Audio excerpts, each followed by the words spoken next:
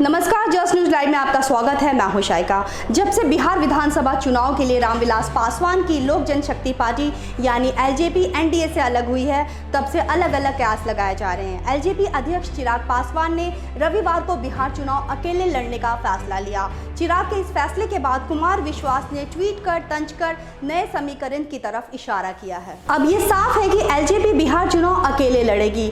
LJP ने साफ किया है कि चुनाव के बाद एलजेपी के सभी विधायक भाजपा का समर्थन करेंगे। वैसे पार्टी अध्यक्ष चिराग पासवान पहले से ही कह रहे थे कि हमारा गठबंधन जेडीयू से नहीं बल्कि बीजेपी से है।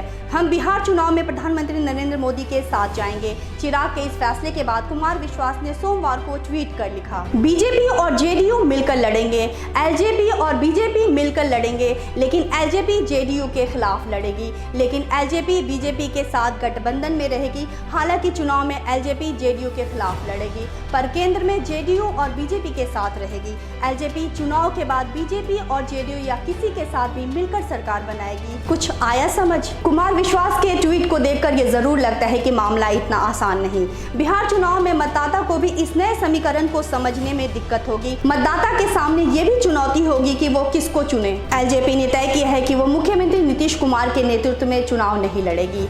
LJP Bihar first, Bihari first के नारे के साथ चुनाव मैदान में उतरेगी।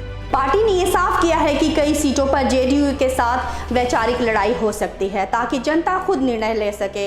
लोजपा जेडीयू के खिलाफ प्रत्याशी उतारेगी, बीजेपी के साथ उसका गठबंधन जारी रहेगा। एलजेपी 143 सीटों पर चुनाव लड़ने की बात शुरू से ही करती रही है। हालांकि पार्टी ने बीजेपी उम्मीदवारों के साथ समर्थन करने का ऐलान किया है।